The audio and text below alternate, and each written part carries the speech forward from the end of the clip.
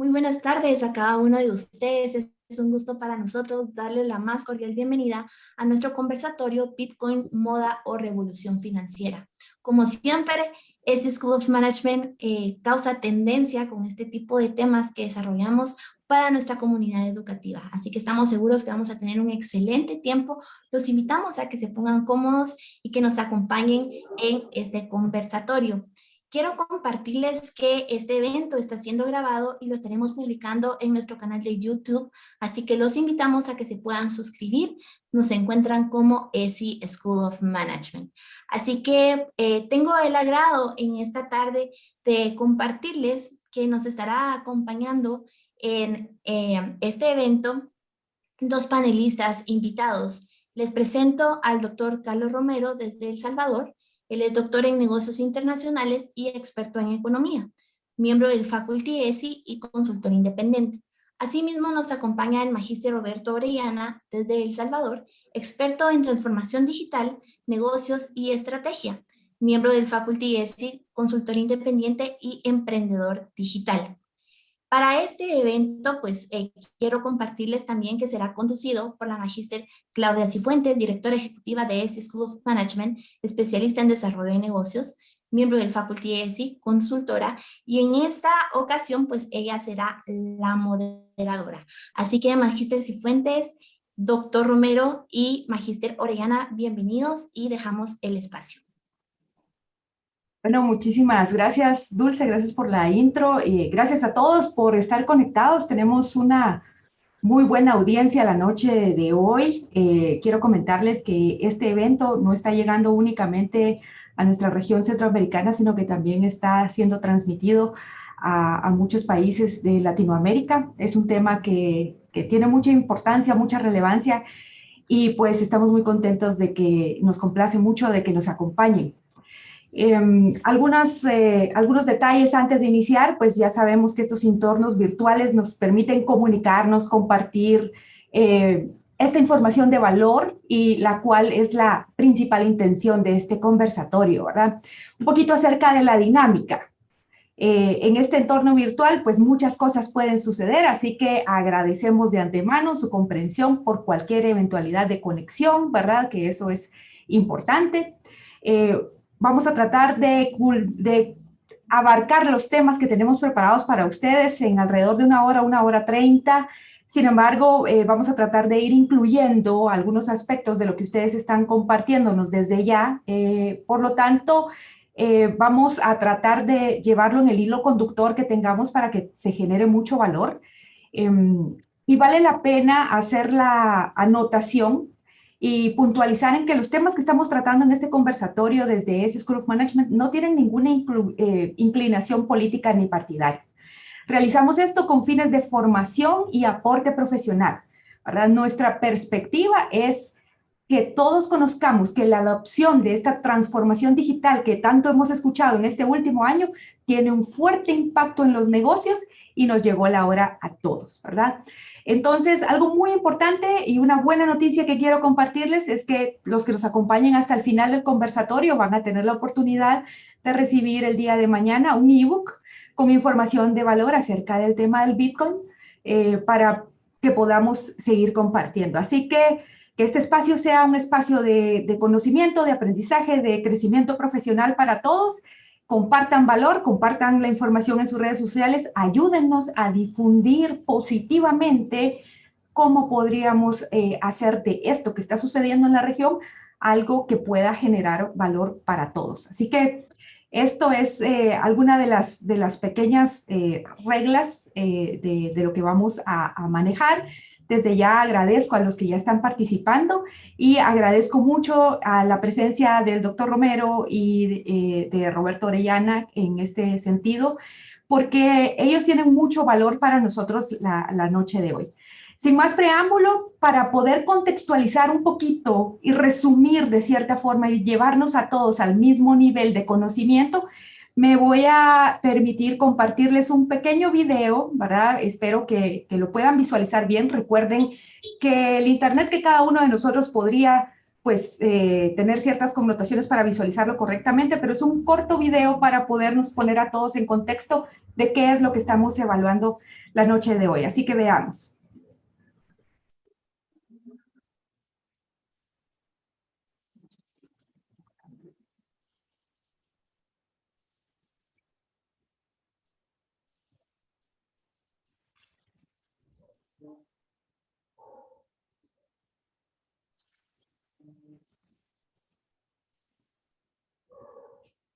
Permítame, solo vamos a iniciarlo nuevamente. Según CoinMarketCap, existen más de 8,000 criptomonedas hasta ahora. Pero de todas, la más reconocida es Bitcoin. Fue creada en el 2009 y su origen es un misterio. Satoshi Nakamoto es el seudónimo de él o los creadores que la desarrollaron. Esta criptomoneda se utiliza para intercambiar electrónicamente bienes y servicios. Y a diferencia de una moneda física, el valor del Bitcoin no lo fija ni lo regula la banca central, sino está regulado por las leyes de oferta y demanda, o en otras palabras, aumenta y disminuye su valor en función a los Bitcoins disponibles en el mercado. Debido a esto, se dice que es una moneda altamente volátil. Sus transacciones se almacenan pública y permanentemente en la red utilizando la tecnología blockchain, bajo una gestión descentralizada que se distribuye en miles de computadoras que registran cualquier movimiento de forma visible y compartida.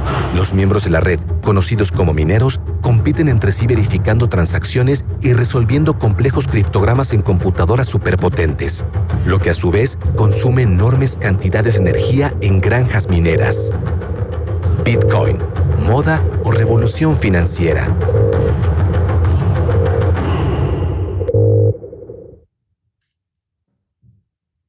Y es así como iniciamos nuestro conversatorio de la noche de hoy. Sabemos que debemos contextualizar este conocimiento que queremos transmitir. Este es un pequeño preámbulo de lo que nos espera.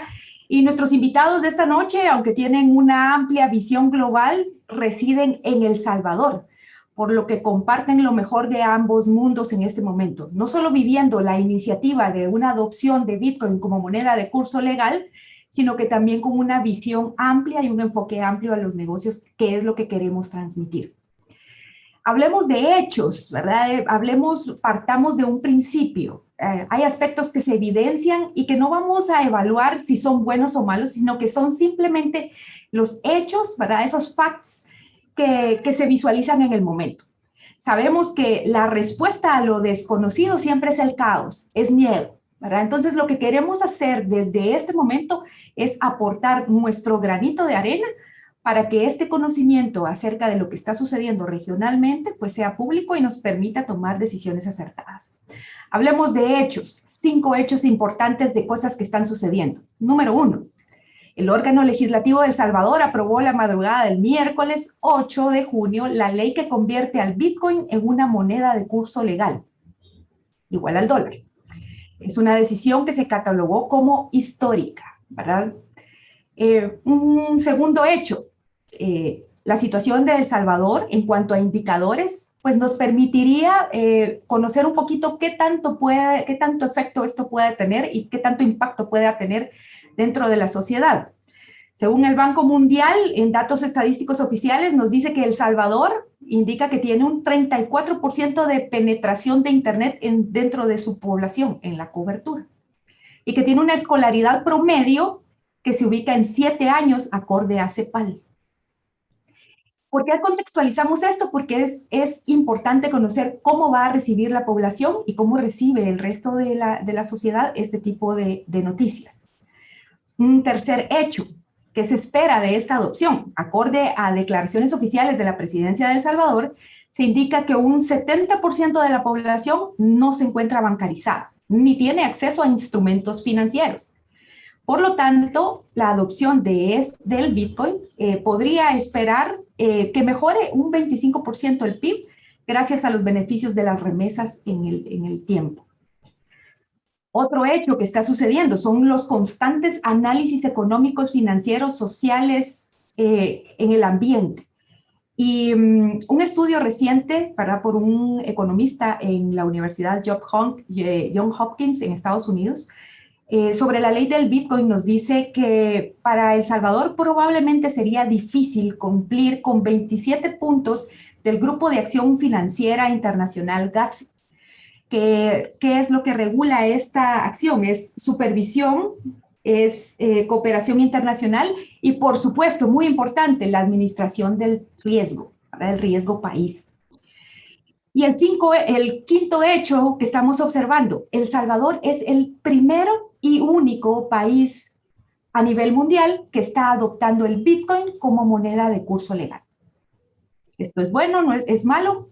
No lo sabemos. Simple y sencillamente son hechos, es lo que está sucediendo en nuestro ambiente y es sobre lo que vamos a conversar en este momento. Entonces, partamos del principio para ir orientando a la audiencia y que todos podamos ir en un hilo conductor que nos lleve de menos a más. Hemos escuchado, ¿verdad?, que en el ambiente al Bitcoin, ¿verdad?, y otros calificativos para esta moneda. Monedas digitales, monedas criptográficas, monedas virtuales, divisas digitales. Pero, ¿verdad?, ¿qué es esto en realidad? Y para esto le voy a preguntar a nuestro panelista, Roberto Orellana. Roberto, gracias por acompañarnos la noche de hoy. Puntualmente para comentar y para empezar a abrir esta charla y conversación, ¿cuáles son las diferencias entre una moneda digital y una criptomoneda? Gracias, Claudia. Buenas noches. Buenas noches a todo el foro. Más de 400 personas conectadas. Qué bueno que vamos a conocer sobre este tema. La pregunta que hace Claudia justamente es importante porque vamos, en función a esto, a definir el rumbo del conocimiento del que vamos ahora a conversar. Para responderles justamente la diferencia entre moneda digital y criptomoneda, quiero contarles que yo he hecho 3 clasificaciones e identificado 3 ecosistemas donde participan este tipo de monedas. El ecosistema centralizado gubernamental, que lo he llamado con ese calificativo gubernamental, el descentralizado y el centralizado privado, que necesariamente son clasificaciones que en mi opinión les he asociado porque me ayuda a poder comprender cuál es el rol de cada uno de ese tipo de monedas. Entonces imaginémonos 3 ecosistemas: el centralizado gubernamental, el descentralizado y el centralizado privado. En el centralizado gubernamental, históricamente, al menos desde la historia reciente, hemos conocido la moneda física de curso legal, la que nosotros hemos estado utilizando desde que nacimos para poder hacer transacciones financieras, que está dentro del ecosistema centralizado porque es un banco central de cada país el que controla, emite y regula la emisión de esa moneda. Hace un poco más de una década surgió el segundo ecosistema, el descentralizado, con las criptomonedas. Y es descentralizado porque no existe una entidad gubernamental que se encargue de controlar, centralizar y emitir esa moneda, sino que en teoría puede ser emitida por cualquiera persona que tenga el rol de minar Bitcoin, que luego conversaremos un poco más en detalle sobre este tema. Entonces, cuando surge este ecosistema descentralizado, reacciona el ecosistema centralizado gubernamental con la moneda digital, donde la moneda digital no es más que la versión digital de la moneda física de curso legal en los países. Y para eso se están creando los bancos centrales digitales. Y ya hay iniciativas encaminadas, como por ejemplo en el año 2020 en las Bahamas se lanzó la moneda digital que se llama el dólar SAM, que es la versión digital de la moneda física de curso legal en ese país. Y hace unas semanas China lanzó el yuan, que igualmente es la moneda digital. Y hay iniciativas bastante adelantadas, como por ejemplo Estados Unidos, que tiene planeado lanzar su dólar digital. O la Unión Europea, que igualmente tiene unas iniciativas donde le han puesto el nombre a su moneda digital del Eurochain. O igualmente Inglaterra, que se va a llamar la libra digital. Entonces, cuando reacciona el ecosistema gubernamental centralizado, sacando la moneda digital de cara a las criptomonedas que están en el ecosistema descentralizado, surge también un ecosistema que yo le he llamado el centralizado privado, porque también es una criptomoneda que se llama stablecoin, es decir, una moneda estable, pero que está centralizada por iniciativas privadas y que lanza una alternativa a los mercados financieros, donde por una característica que vamos a comentar más adelante de las criptomonedas, que son volátiles por naturaleza en su concepción, así fueron concebidas, las stablecoin lanzan una alternativa de intentar tener cierta estabilidad, dándole alguna equiparación con ciertos activos como el oro o como monedas como el dólar. Entonces, de esa manera, tenemos los tres ecosistemas, donde tenemos la moneda física de curso legal dentro del ecosistema centralizado gubernamental. Tenemos el otro ecosistema que es el descentralizado con las criptomonedas, reacciona el ecosistema gubernamental centralizado con las monedas digitales y también se crea el centralizado privado con los stablecoins. Entre esos tres ecosistemas y sus distintas monedas, entra en un ciclo competitivo donde entre ellas compiten y por supuesto que en una relación de competencia unas atacan y otras se defienden y viceversa. Y es entonces donde están jugando este tipo de monedas. Definitivamente es algo que probablemente no hemos visto en el pasado, que no éramos conscientes y que si bien es cierto, aunque no lo teníamos quizá tan claro como establecerlo en grandes ecosistemas, las monedas y el uso de las monedas ha venido cambiando en el tiempo y eso es evidente. Hemos visto que las transacciones físicas han venido cambiando, ¿verdad? A transformarse en estos procesos de transferencias que han minimizado el uso físico de las monedas. Y eso es algo que es importante que puntualicemos porque las monedas, describirlas de la forma adecuada, pues nos lleva a entenderlas de una mejor forma. Y en ese sentido, pues Bitcoin es una sola de las tantas criptomonedas que existen, porque no es la única criptomoneda que existe, como veíamos al inicio en nuestra introducción. ¿Qué características podemos encontrar en Bitcoin, verdad? En pantalla estamos viendo a Ethereum y estamos viendo Ripple, que son otros grandes representantes. Está Dogecoin, que también es otra moneda, es otra criptomoneda. Pero Bitcoin, ¿qué características se podrían puntualizar de esta criptomoneda? ¿Por qué adoptar Bitcoin entre las distintas criptomonedas que existen? Sí, es igualmente una pregunta interesante. Antes me gustaría como contarles ese Bitcoin, de qué se trata ese nombre. Es un nombre comercial, como cualquier otro nombre comercial que se le pueda dar a un producto que se pueda lanzar al mercado. Forma parte de las criptomonedas, que vimos que es del ecosistema descentralizado. Criptomoneda viene de la etimología cripto, de criptografía, y moneda pues es justamente esa definición de una moneda. Y la criptografía va en función a lo que se encripta en cuanto a darle cierta seguridad a la información que se va a transmitir entre un emisor y un receptor. Entonces el Bitcoin viene del silogismo del inglés, que bit significa binary digit y coin es la traducción al español de moneda, entonces es una moneda binaria y es el nombre comercial que le dieron a esa criptomoneda. Ahora, tiene varias características y a mí me parece que son 4 las más relevantes sobre las cuales igualmente podemos desprender otras categorías de características. La primera es que es volátil. ¿Qué significa? Es que así fue creada, así fue concebida. En su génesis fue justamente ideada para que funcionara de esa manera, en que su valor en el tiempo sea fluctuante en función al comportamiento de la oferta y la demanda en el mercado, de manera análoga como operan las dos opciones en la bolsa de valores. Además de que es volátil, también es descentralizada, en el sentido en el que no existe un ente, como comentaba hace un momento, que va a emitir esa moneda, sino que esa descentralización se logra a través de una red que se llama blockchain o cadena de bloques, que tiene muchos nodos y en cada uno de los nodos pueden participar mineros para poder emitir y validar estas monedas.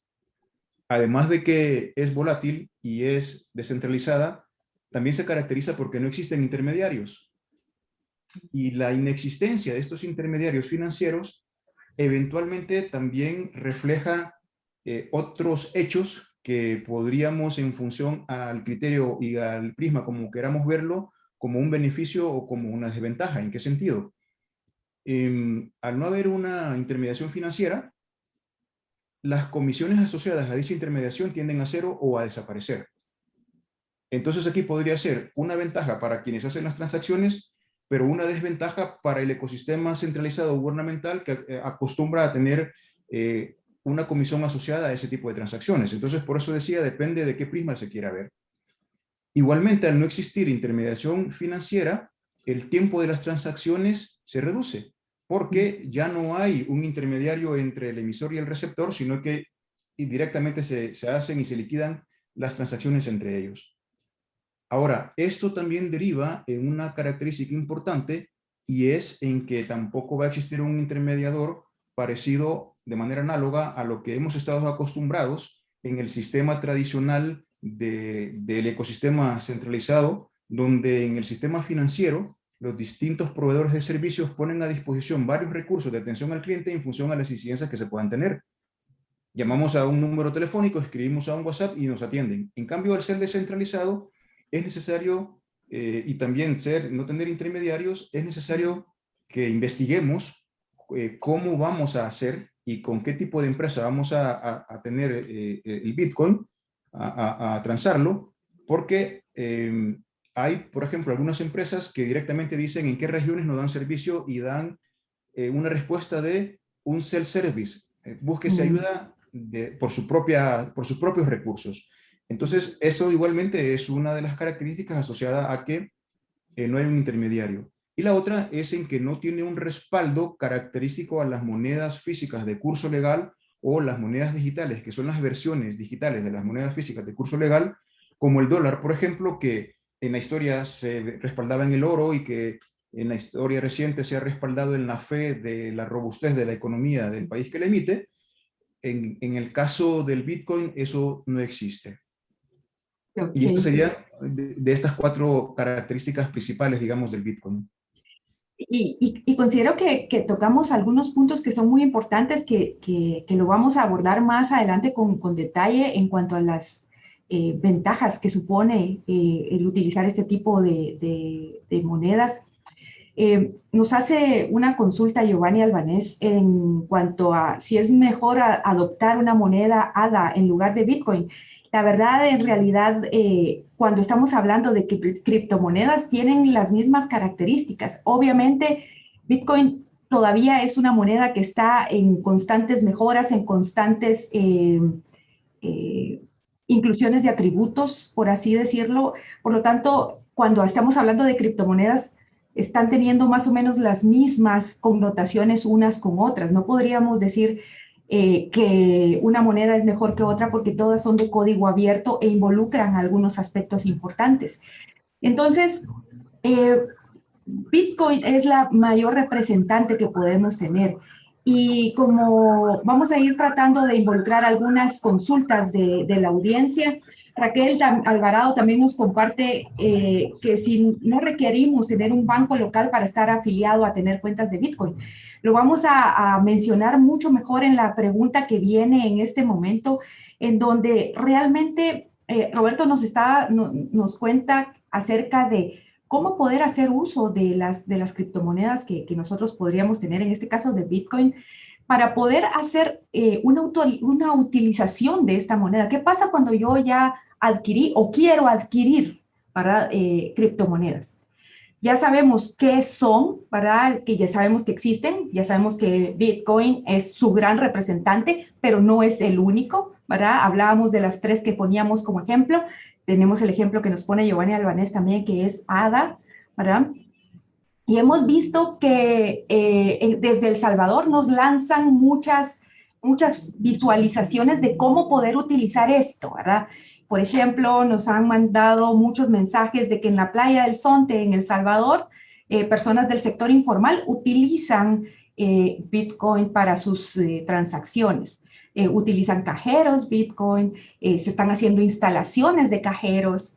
Sabemos que existen pues billeteras digitales, pero no conocemos a profundidad qué significa. Pero también se pueden hacer transacciones de criptomonedas en web, en plataformas muy estables como Coinbase o Binance, ¿verdad? Pero Roberto, ¿cómo se usa? ¿Cuál es el uso correcto de una criptomoneda? ¿Verdad? ¿O qué pasa cuando yo tengo criptomonedas o no tengo criptomonedas? ¿Cómo las puedo usar? ¿Cómo las puedo adquirir? ¿En dónde las adquiero? ¿Cómo las adquiero? Que eso es parte de lo que nos preguntan en este momento. Ok, sí, es una pregunta interesante. Hasta ahora se han identificado dos usos, dos grandes usos de las criptomonedas. La primera es usarlo, y lo digo entre comillas y de manera análoga, como un activo. Hay distintas corrientes de pensamiento conceptuales donde unas corrientes dicen que no puede ser considerado como un activo y otras dicen que se podría ser considerado como un activo. Indistintamente de esas diferencias conceptuales, el punto es en que el Bitcoin se podría usar como comprarlo, ya lo voy a comentar cómo, y tenerlo bajo el escenario de hold, es decir, no transo con él, lo tengo como un activo con la apuesta a que en el mediano o largo plazo ese activo o el valor de esa moneda, que sabemos que es fluctuante y varía, con la esperanza que en el futuro tenga un valor superior al valor que en el tiempo presente lo he comprado. Y lo dejo ahí como una inversión que va a tener cierto factor especulativo en el tiempo, porque la naturaleza de esa moneda es así. Ahora, también existe la otra forma que es para transar, para hacer las transacciones típicas de compra y venta de productos y servicios en el mercado. Para esto, normalmente se requiere un marco normativo que se legalice como curso legal la moneda, casi siempre, y para que se materialicen esas transacciones se hace a través de una billetera electrónica o un wallet, como es el acrónimo que se utiliza de la palabra inglesa de Estados Unidos. Ahora, hay muchas empresas que se están encargando de explotar esta oportunidad de negocio para ellos con distintas alternativas de wallet en el mercado.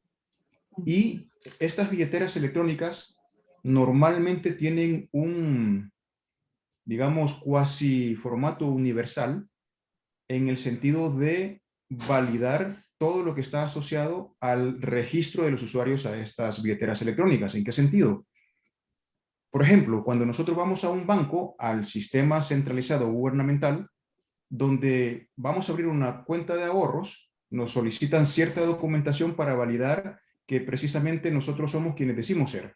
Nos piden cierta información como nuestra dirección, nuestro número telefónico, algún correo electrónico, algún documento de identidad. Lo mismo sucede en el 100% de este tipo de billeteras electrónicas. Cuando ustedes se van a dar de alta, les piden ese tipo de información. A nivel de identidad personal, les piden 3 documentos: o su documento de identidad nacional, o su pasaporte, o su licencia de conducir. Y les dan varios mecanismos para que ustedes les hagan llegar esas fotografías de esos documentos a estas plataformas. Les piden igualmente la dirección de su habitación y también les piden un correo electrónico y un número telefónico. Las validaciones empiezan a hacerse a través del número telefónico y del correo electrónico, triangulando a que efectivamente usted está detrás de una computadora leyendo ese correo y con sus manos en el teléfono. Algunas wallets se demoran minutos y otras se demoran un poco más de tiempo en validar los documentos que usted ha subido. Si es invalidado, le dicen no pudimos validar sus documentos y le explican por qué. Y le vuelven a pedir que suba los documentos que envió, hasta que finalmente son validados y recibe la confirmación que su cuenta ha sido activada. Una vez entra ya con su cuenta activada, donde se ha validado su identidad, existen 2 maneras para poder comprar los bitcoins.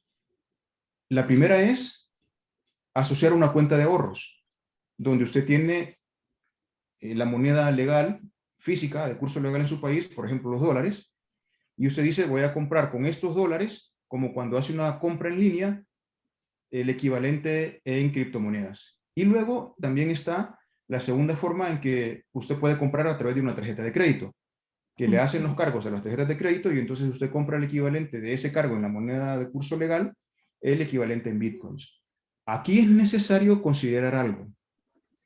Antes que se vayan a dar de alta, y es una recomendación personal, en cualquier wallet, lean el clausulado, el contrato de servicio que está ahí y normalmente les van a decir a qué número telefónico y a qué correo electrónico pueden ustedes escribir para tener soporte. Por lo que les acabo de comentar hace un momento de una de las características que no hay intermediarios, pero eventualmente vamos a hablar de dinero, vamos a decir que vamos a comprar criptomonedas, entonces quiero tener algún nivel de seguridad de que me van a atender si tengo alguna incidencia. Escriban ustedes a ese número o a ese correo y evalúen qué tan rápido les responden y cómo les responden, y en función a eso pueden elegir entre las distintas alternativas que hay de wallet con las que ustedes se sientan más cómodos en función a las respuestas que han recibido.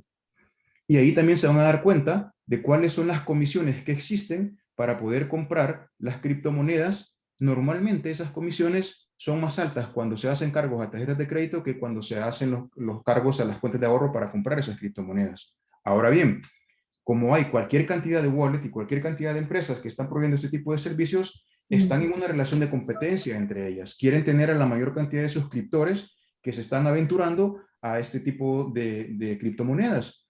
Entonces, algunas podrían tener diferencias en esas comisiones y acercarse incluso hasta cero. Dependerá de qué tanta agresividad tenga su estrategia comercial para poder capturar a más suscriptores.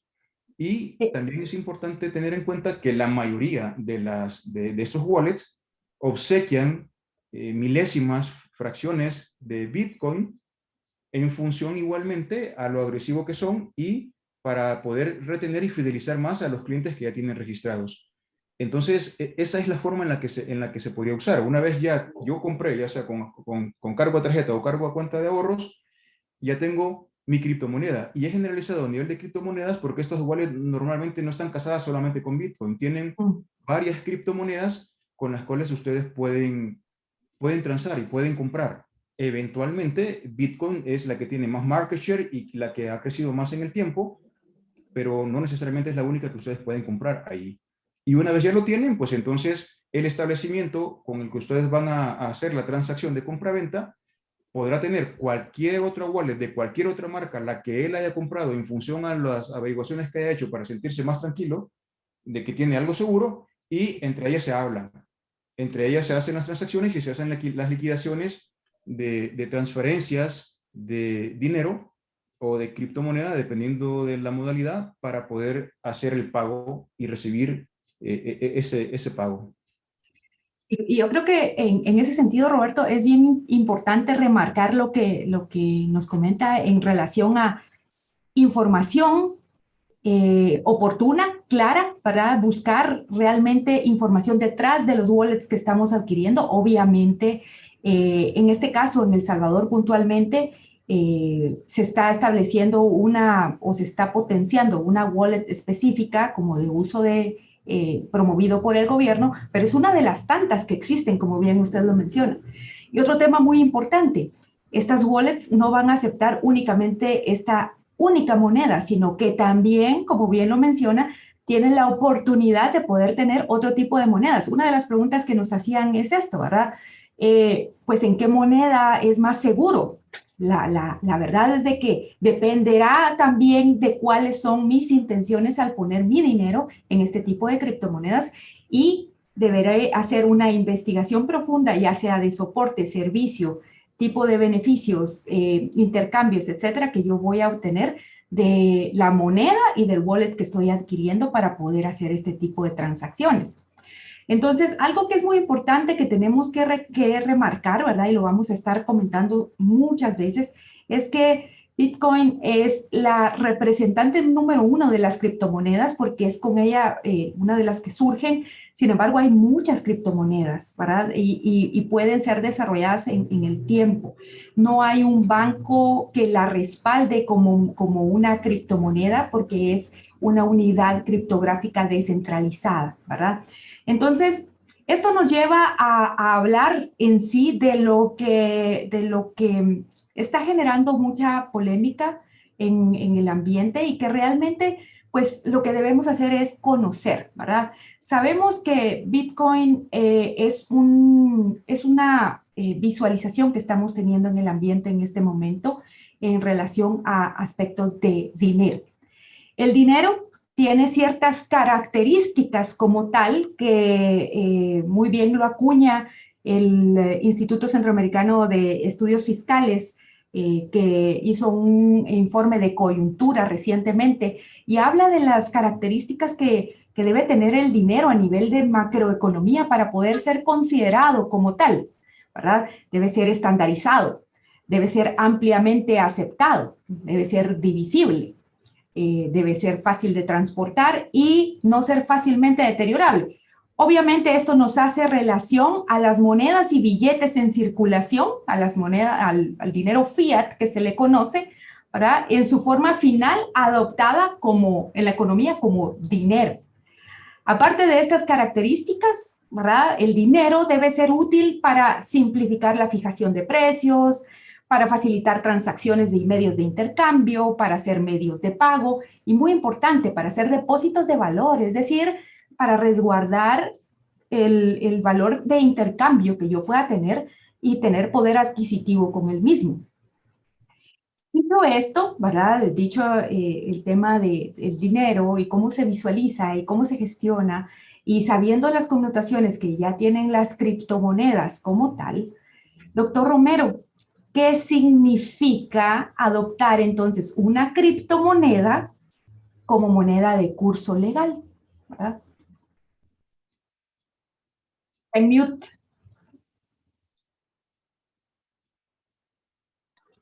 Gracias, doctor. Muy buenas noches todos, un saludo desde El Salvador. Vamos a ver esta pregunta de una moneda de curso legal. Vamos a ver primero una definición formal de qué significa esto de curso legal, que también lo podemos llamar una moneda corriente o también se le llama una unidad monetaria. Es la forma de pago definida por ley de un Estado y se ha declarado aceptable como medio de cambio y forma legal de cancelar las deudas, es decir, las obligaciones. Dentro del contexto en El Salvador de nuestra ley esta, de la ley del Bitcoin, el artículo 1 de esa ley es claro. Dice, la presente ley tiene como objeto la regulación del Bitcoin como moneda de curso legal, irrestricto, con poder liberatorio, ilimitado en cualquier transacción y a cualquier título que las personas naturales o jurídicas, públicas o privadas, requieran realizar. Los términos claves del artículo 1 de la Ley del Salvador es irrestricto con poder liberatorio. Eso quiere decir que nos libera de las obligaciones. Tiene ese poder. Yo adquiero un bien, un servicio y adquiero una deuda. Tengo que pagar por ese bien o ese servicio. Entonces, esta ley me permite pagarlo con el Bitcoin, ¿no? El cobro y el pago de obligaciones entre personas o institucionales en el país solo se puede efectuar con la moneda nacional definida como curso legal. Veamos qué nos dice la ley. En el artículo 13 nos dice que todas las obligaciones en dinero expresadas en dólares existentes con anterioridad a la vigencia de la presente ley podrán ser pagadas en Bitcoin, ¿no? Y es más, aquí podríamos también decir que la ley en El Salvador, la ley de Bitcoin, es de curso forzoso. Es decir, obliga a utilizar la moneda de curso legal como forma de pago. El artículo 7 es claro. El artículo 7 nos dice que todo agente económico deberá aceptar Bitcoin como forma de pago cuando así le sea ofrecido por quien adquiere un bien o servicio. Estos 3 artículos son precisamente lo más importante, diría yo, de la ley de Bitcoin de El Salvador. Primero, el curso legal, que nos dice claramente que es liberatorio. Segundo, nos dice claramente que hay obligaciones de dinero expresadas en dólares. Lo que la inferencia clara es que va a haber una relación establecida entre el Bitcoin y el dólar. ¿Quién lo va a establecer?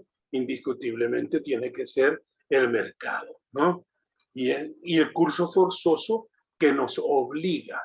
No importa lo que se diga la clase política, la ley es clara.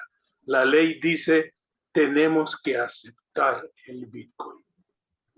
Entonces, habiendo dicho eso, esas son las características de una moneda de curso legal, tal como le establece la ley en El Salvador y como le establece una definición general para todas las naciones del mundo. Sí. Entonces, cuando estamos hablando de la adopción de este curso legal, es básicamente por esta iniciativa de ley. Obviamente fue un tema que nos sorprendió a todos. ¿Por qué? Porque se da en un momento clave, ¿verdad? Este cambio que se da o este anuncio que se da un poquito de forma sorpresiva, viene a abordarse cuando globalmente se está viendo un tipo diferente de comportamiento, ¿verdad? Vemos que mientras El Salvador ya lo aprueba como una ley, economías como China y Reino Unido empiezan a cerrarle el paso a la minería de datos, ¿verdad? Empiezan a hacer impulsos para regular el tema de las criptomonedas y la minería de las mismas. Obviamente con muchos trasfondos, ¿verdad? Como bien lo decía Roberto al inicio, hay monedas digitales que se están promoviendo específicamente en estos países que también tienen una razón y viene a implicar un motivo de por qué se están haciendo estos movimientos. Pero, ¿qué piensa usted de estas posturas que se está teniendo en el resto del mundo? Mientras en El Salvador ahora está promoviéndose como de curso legal, ¿verdad? A todos los países del mundo, yo creo que todos están en posiciones opuestas a las posiciones del gobierno salvadoreño. Ve a Pekín, no en la China es la imposibilidad. El Banco Central simplemente no puede seguir los movimientos de dinero de grandes activos que pasan por la economía china. Simplemente, tal como lo decía el maestro Orellana, porque son movimientos descentralizados que no están regulados por ninguna entidad gubernamental y entonces pasan por todos lados sin que nadie los perciba, ¿no? Entonces, ese es el meollo yo diría que ese es el punto central de la postura china, ¿no? El Reino Unido es un poquito diferente, porque el Reino Unido viene y le dice a Binance, usted no puede operar en el Reino Unido. Pero eso no es tan así. Tenemos que entrar un poquito más a fondo. Porque lo que el Reino Unido, la capacidad legal que tiene, es de prohibirle a Binance todos aquellos negocios que ya están regulados en el Reino Unido. Ellos no les pueden decir a ciudadanos británicos, no compren Bitcoin o no compren Ethereum, ¿no? Sino que ellos pueden comprarlo en cualquier plataforma. ¿Por qué? Porque están fuera del Reino Unido, es decir, fuera de la jurisdicción legal del Reino Unido. Lo que han hecho es todas las derivadas, ¿no? Por ejemplo, todos los diferentes productos, los productos financieros tradicionales que ahora Binance dice, yo se los voy a ofrecer no en libras esterlinas o dólares, sino que en bitcoins. Por ejemplo, todo lo que son inversiones a futuro lo puede hacer en bitcoins. Entonces viene el Reino Unido, el gobierno dice, no, eso no lo puede hacer usted en nuestro territorio. ¿Por qué? Porque ya son regulados y usted no tiene, Binance, los permisos para entrar en ese negocio, ¿no? Ahora tenemos en los Estados Unidos. En los Estados Unidos también está siendo investigada Binance, ¿no? pero es por diferentes razones. Está siendo investigada porque tienen sospechas de actividades ilícitas, ¿no? Entonces dicen, aquí hay, y también el Reino Unido, aunque no han querido decirlo, pero sí se sospecha que hay mucho movimiento de capital ilícito que en Europa va a alimentar el terrorismo, y en los Estados Unidos también hay mucho narcotráfico. Entonces, eso es, ya entramos un poco en las desventajas y por qué los gobiernos no se pronuncian contra el Bitcoin o con cualquier criptomoneda como curso legal, ¿no? Sí. Ahora, ¿me entiende? Ahora le voy a decir algo. Por ejemplo, en cualquier país del mundo, el Bitcoin como criptomoneda hasta ahora ha sido usado. Aquí en El Salvador, en Guatemala, en cualquier parte, cualquier ciudadano puede decir, mire, yo le quiero pagar en Bitcoin. Y si me dice, bueno, yo se los acepto, pues no hay problema, ¿no? Yo también le puedo decir, mire, le puedo pagar con aguacates, ¿no? Entonces, bueno, sí, si me los acepta, pues no hay problema. El gran problema es cuando se vuelve curso legal obligatorio, ¿no? Y ahí es donde nos abre toda clase de problemas como ven los gobiernos como la China y todos estos gobiernos, ¿no? Vea, por ejemplo, España y Turquía, Sudáfrica, es decir, la cantidad de fraudes son enormes. Solo en Sudáfrica, acá, 3.600 millones de dólares. Dos muchachos, uno de 18 años y otro de 20 años, fundaron una empresa Afrocrypt y entonces ahora se marcharon con 3.600 millones de dólares de todos los inversionistas. Ahora, para ponerlo en contexto, eso es más de la mitad del presupuesto de la República de El Salvador, presupuesto anual de la República de El Salvador. ¿Y qué dicen las autoridades surafricanas? Lo siento, señores, nosotros no tenemos ni la jurisdicción ni los medios para darle seguimiento a ese fraude. Y eso es precisamente lo que considero que son las posturas que se están regulando definitivamente, porque muchas de las consultas que tenemos, y le comento a la audiencia que vamos a tener también un pequeño espacio al final para poder contestar a algunas de las tantas preguntas que están viniendo. En el tema de las regulaciones es donde más consultas existen, ¿verdad? Y recuerden de lo que hablábamos al inicio, y para los que no se conectaron desde el inicio, hablábamos de Gafi como este organismo gubernamental que regula los estándares internacionales en el tema de las medidas legales financieras en cuanto al lavado de dinero, gestiones contra el terrorismo o captación para estos temas. Realmente, cuando estamos hablando de las posturas que otros países adoptan, como bien nos lo anota el doctor Romero, es en relación a la seguridad que puedan brindar y a los respaldos a motivos internos que puedan suceder, porque si hablamos a estos entes reguladores, los entes reguladores van a estar fuertemente vinculados y han estado fuertemente vinculados a activos virtuales, ¿verdad? Pero siempre y cuando estén respaldados, ¿verdad?, por las instituciones tradicionales centralizadas. Recordemos que el tema del Bitcoin es que es una organización, es un ente descentralizado, por lo tanto no hay una persona específica que pueda regularlo o que pueda equilibrarlo en algún momento, como bien nos lo comenta el doctor Romero. Y en ese sentido, quiero hacer un comentario. Lo sí, que es, no hay, como no hay intermediario, lo más importante es que no hay rastro. Es decir, yo no puedo rastrear nada, absolutamente nada. Ese es el problema. Y por eso es que los gobiernos están absolutamente opuestos a la criptomoneda como curso legal. Y eso es algo bien importante. Hay 5 situaciones que se buscan para poder tenerlas para que puedan estar supervisadas, que pueda ser un intercambio, ¿verdad?, incluso virtual en monedas que tengan un respaldo, que pueda ser intercambiado de una o más formas, que pueda existir una transferencia, que pueda ser rastreable, que pueda haber una custodia o instrumentos que permitan el control sobre esas transacciones que se hacen y que pueda haber una provisión, ¿verdad?, de servicios financieros relacionados a quien está emitiendo y llegando a esta oferta y demanda que pueda existir. Y creo que eso es uno de los principales temas, doctor Romero, corríjame si no estoy en lo correcto, en ese sentido, en cuanto a este tratamiento de lo que sucede a nivel internacional y esas preocupaciones que podrían existir, ¿verdad? Claro. El maestro Orellana nos hacía una diferenciación entre la moneda digital y lo que es la criptomoneda.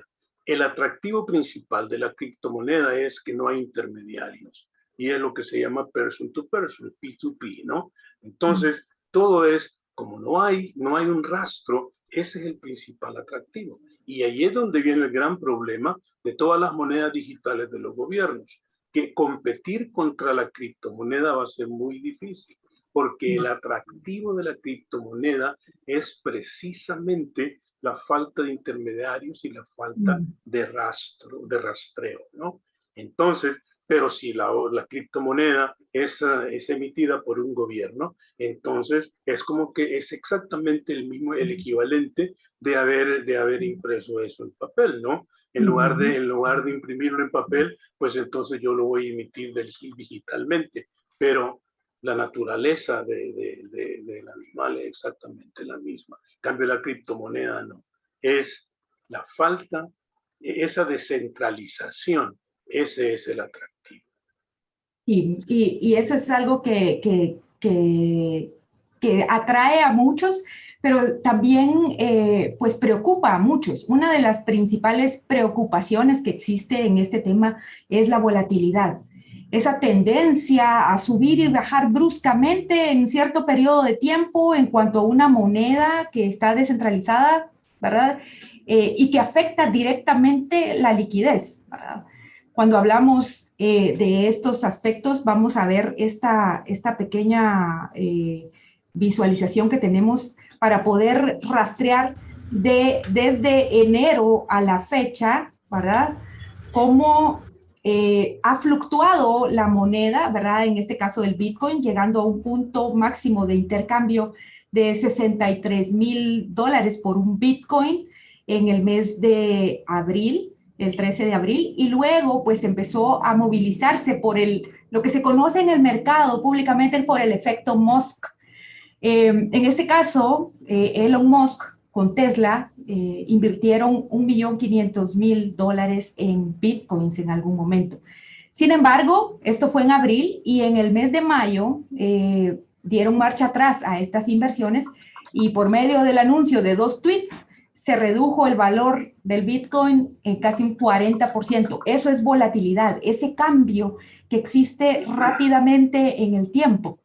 Sabemos que el valor del Bitcoin estaba impulsado y movilizado por lo que en el mundo cripto se le llaman las ballenas, ¿verdad? Las grandes empresas que invierten fuertes cantidades de dinero.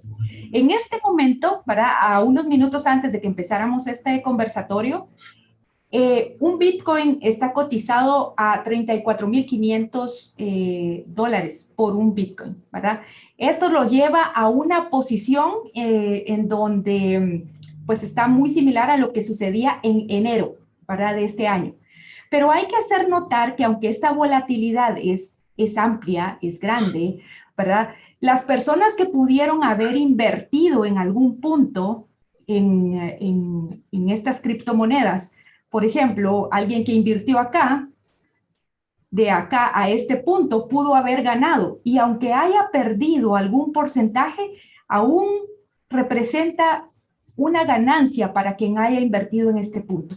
Entonces, hay muchas formas de ver los aspectos que nosotros estamos valorando con el tema de las criptomonedas. Es volátil, pero lo más importante es que nosotros entendamos cómo afecta esa volatilidad y qué significa en el tiempo para las inversiones, para el uso de este dinero, qué es lo recomendado. Y con esto, pues, doctor Romero, ¿por qué la volatilidad? ¿Por qué tanta volatilidad? ¿Qué poder hacer ante este efecto?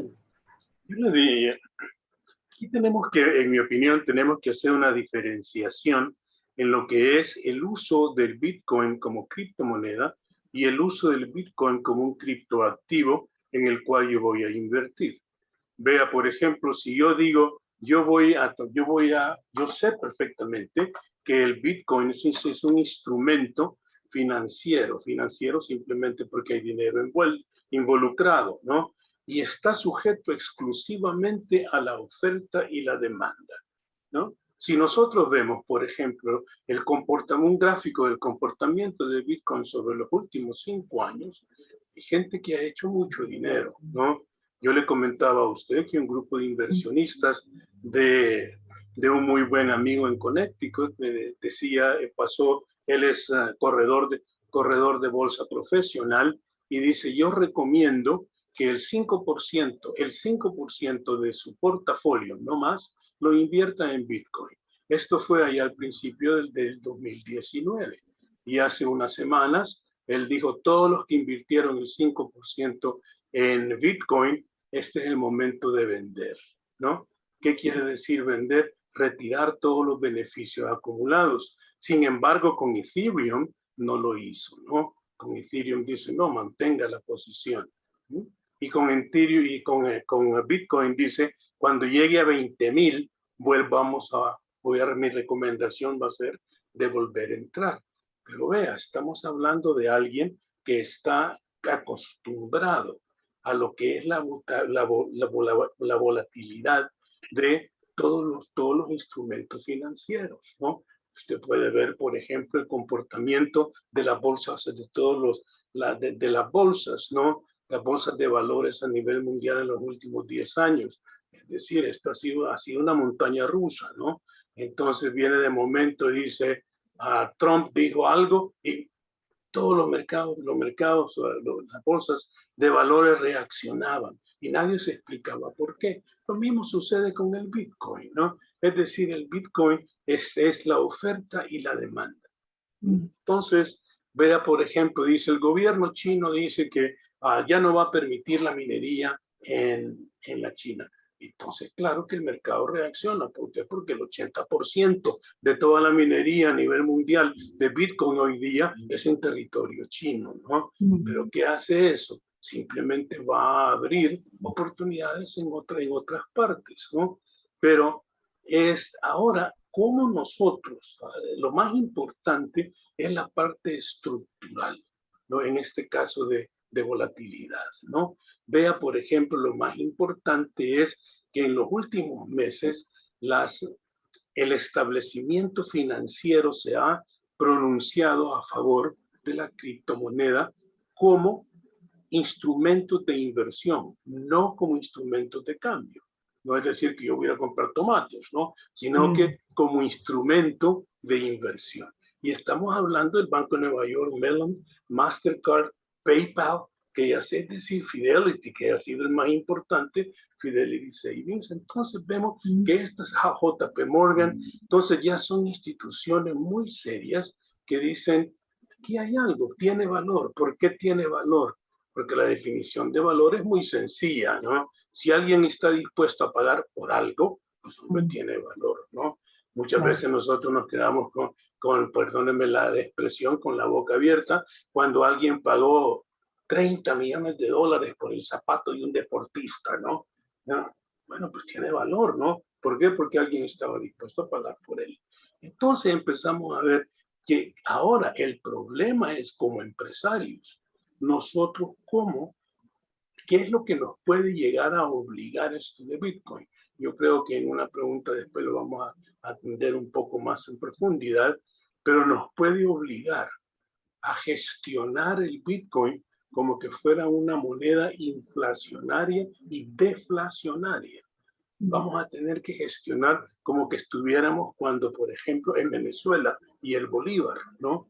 Es decir, cómo nosotros vamos a gestionar esa cartera, porque nosotros entonces vamos a contratar, supóngase que firmamos contratos en Bitcoin, y entonces viene, y la gente me está pagando en Bitcoin, pero yo tengo que pagarlo en dólares. Quiere decir que tengo que generar mucho más Bitcoin para pagar la misma cantidad de dólares, ¿no? Entonces, eso es importante reconocer. Sí, y es polémico de cierta forma, pero pues todo proceso de transición a nuevos sistemas, a nueva información, a nuevas gestiones, trae ciertas connotaciones pues que deben ser abordadas y que pues prácticamente mucha de la audiencia, ¿verdad? Como repito, vamos a estar por la variedad de las preguntas, vamos a abordar algunas de ellas al final de la conversación. Sin embargo, muchas de las inquietudes que existen están en torno a lo que nos comparten ambos, ¿verdad? A estos aspectos de cómo se genera ese valor, de cómo se puede tener la seguridad. Y eso lo vamos a estar repitiendo constantemente. Tenemos que informarnos, tenemos que conocer específicamente cómo se manejan este tipo de nuevos instrumentos financieros, porque en el futuro, ¿verdad?, van a venir muchos más de estos elementos que están muy en auge, pues, hoy en día. Y esto, bajo las perspectivas que hemos compartido, pues, vamos a poder hablar de las ventajas y las desventajas que esta adopción supone, ¿verdad? Podemos hablar, bueno, de cómo va a reaccionar o cómo está reaccionando la población, ¿verdad? Cómo reacciona y cómo va a reaccionar el mercado, cómo reaccionan y cómo van a reaccionar las entidades financieras, los sistemas públicos que resguardan y que supervisan. Y muy importante, ¿qué pasa con el riesgo país? ¿Qué pasa con los aspectos que es una preocupación que nos lo han comentado mucho en el chat? Los temas de lavado de activos. ¿Cómo se gestiona esto? Hay unas preguntas interesantes que se abordan acá.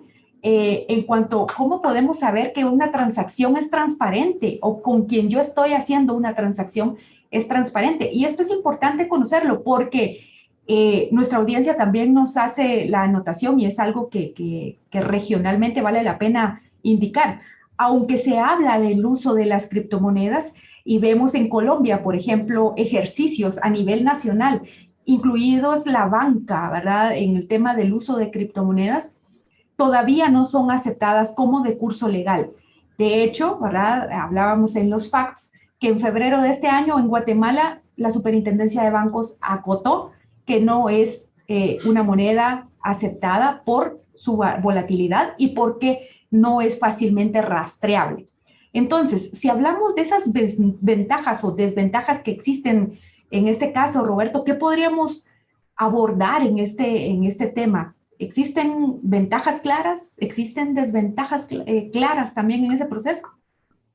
Sí, es una pregunta bastante interesante y que podría generar incluso algunas polémicas en cuanto a la perspectiva que se vea. Y depende a quién también le preguntemos, porque si le preguntamos al ecosistema gubernamental centralizado, su posición será totalmente distinta en cuanto a ventajas y desventajas de lo que ve el sistema descentralizado. Y en la misma dirección el sistema centralizado privado. Es decir, si yo le pregunto a los gobiernos, pues tendré una versión. Si yo le pregunto al ecosistema descentralizado de las criptomonedas, tendré una versión también. Y si le pregunto al ecosistema de las stablecoins, tendré igualmente otra versión. Y en función a eso, la invitación es a la comunidad académica a que para evitar, digamos, estar entre a quién le creo, quién dice la verdad y me confundo y no sé en qué dirección tomar, mi invitación es a que nos centremos en el fenómeno. Indistintamente las versiones que estén pululando en el medio, que hagamos caso omiso de eso y nosotros, con nuestra formación académica, hagamos una visión del fenómeno, esto se llama fenomenología, y hagamos una investigación. Y en función a eso, identifiquemos los nuevos saberes y también podamos generar criterio propio como para poder conocer cuáles son esas ventajas y desventajas en función a las bases epistemológicas del conocimiento que nosotros hemos investigado. Ahora, para hacer este ejercicio, en el caso particular de El Salvador, hace falta una pieza fundamental que se llama el reglamento. Cuando el reglamento de la ley del Bitcoin sea publicado, entonces vamos a poder, en mi opinión, hablar más allá de meras presunciones, de forma concreta de ventajas y desventajas.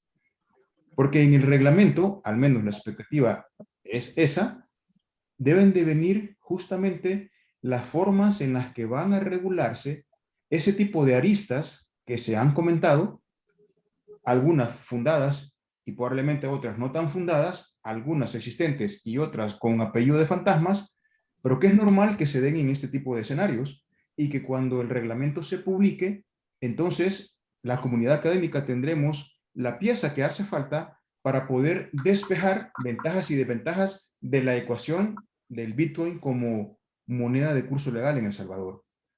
Pongo un ejemplo parecido a esto, en el sentido de una ley y su reglamento. En el año 97, allá por noviembre del 97, se publicó en El Salvador la ley de telecomunicaciones. Y hasta el mes de mayo del 98, 7 meses después, se publicó el reglamento a esa ley de telecomunicaciones.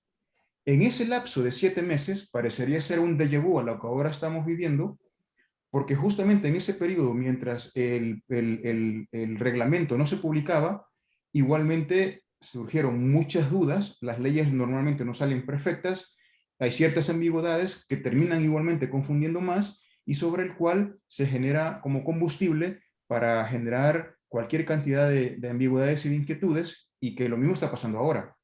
Ahora, en mi opinión, cuando ese reglamento finalmente esté en blanco y negro y publicado, y veamos cómo se va a regular los distintos escenarios que hemos conversado, entonces ahí vamos a poder tener el criterio suficiente para no solamente guiarnos por lo que dice cualquiera de los 3 ecosistemas, sino ver cómo van a ser reguladas esas situaciones y en función a nuestro propio criterio, entonces tomar decisiones. Esa es mi opinión en función al tema de poder ponerle nombre y apellido en blanco y en negro, ventajas y desventajas al escenario en el que probablemente sea bastante aventurero mientras un reglamento no haya sido lanzado. Ok. Bueno, y en ese sentido, doctor Romero, ¿usted qué opina? ¿Existe alguna otra forma de visualizarlo? ¿Se podrían hacer mención de ventajas y desventajas? Yo creo que primero que tenemos que mencionar es que no existe en el mundo hoy día un estudio técnico que de las ventajas o desventajas de la criptomoneda para los usuarios, ¿no? No como instrumento de inversión, sino que como instrumento de cambio, ¿no? No existe, no hay ningún, es decir, hay opiniones y opiniones tenemos todos, ¿no?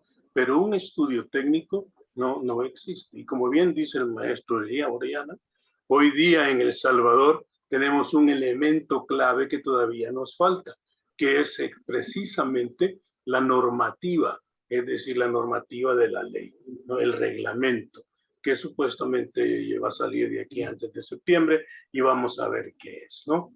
Pero nosotros sí podemos enumerar desventajas, que es precisamente lo que todos los gobiernos ahora están respondiendo, ¿no? Es la criptomoneda es demasiado volátil y riesgosa como para que puedan cumplir las funciones básicas del dinero, es decir, del dinero como reserva de valor, como medio de intercambio, como unidad de cuenta, ¿no? Es decir, no ha sido, no, esa no fue la intención, que fuera una moneda de curso legal.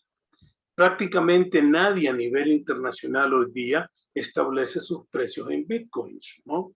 Es decir, todo es en relación al mercado. ¿Cuánto vale el bitcoin hoy? De acuerdo a la ley de oferta y demanda en relación al dólar, ¿no?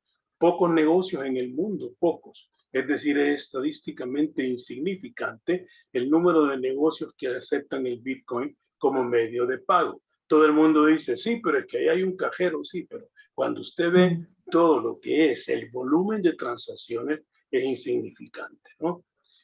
A pesar de los mecanismos de seguridad que ofrece la tecnología, nosotros podemos decir que simplemente no es segura. ¿Por qué digo eso? Porque toda la piratería que ha existido, no, imagínense que solo desde el 2011 se han documentado robos, hackeados, ¿no? De 40.000 millones de dólares. Es decir, esa es una cantidad enorme, ¿no?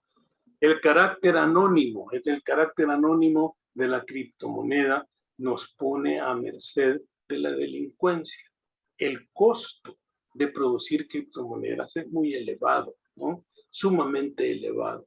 No es amigable con el medio ambiente, ¿no? Y la volatilidad. La volatilidad es algo muy interesante, porque ahora se ha puesto de moda hablar que el Bitcoin es volátil. Pero si usted ve la historia del Bitcoin, esa volatilidad comienza hoy en el 2021. Allá por marzo comienza la volatilidad. Antes de eso usted ve la gráfica y era al alza, al alza, al alza. Y era estadísticamente predecible, ¿no? Y no es hasta marzo. Y después viene ahora, que es en mayo, que comienza esto que sube y baja, ¿no? Entonces uno dice, bueno, pero como instrumento financiero, eso no es nada extraordinario, ¿no? Ahora, como moneda, a mí sí me preocupa. Es correcto. Porque le repito, imagínese que yo compré una casa por $100,000, pongamos, y entonces vengo yo y la compré en Bitcoins. Y a mí me paga el gobierno, si yo fuera burócrata, y me paga en Bitcoins, ¿no? Y entonces ahora el Bitcoin se desplomó. Quiere decir que yo tengo que ganar mucho más Bitcoin para pagar los mismos $100,000, ¿no? Entonces, eso es muy, uno tiene que estar pendiente de eso, ¿no?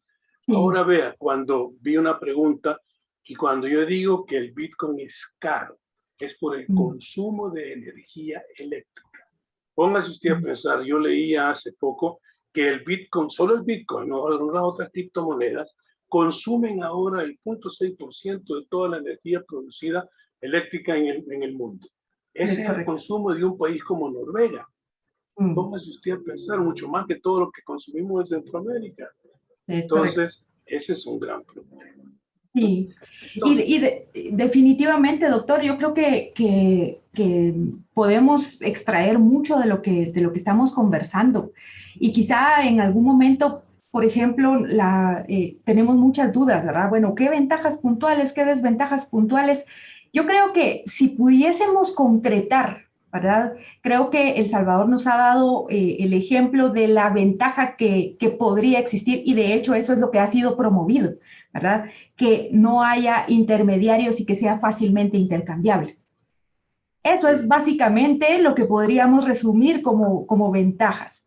Ahora bien, si miramos a los grandes representantes de Bitcoin y de monedas digitales, incluso Coinbase en sus plataformas, ha hablado de las desventajas incluso que tiene la criptomoneda, que bien lo puntualiza usted, doctor. El grado de aceptación de la moneda, la alta volatilidad y el desarrollo.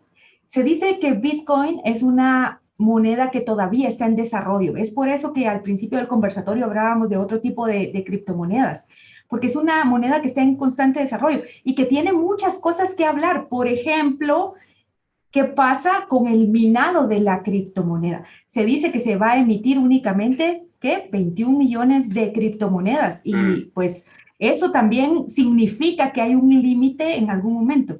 ¿Eso podría tomarse como alguna desventaja o cómo podríamos visualizarlo, doctor?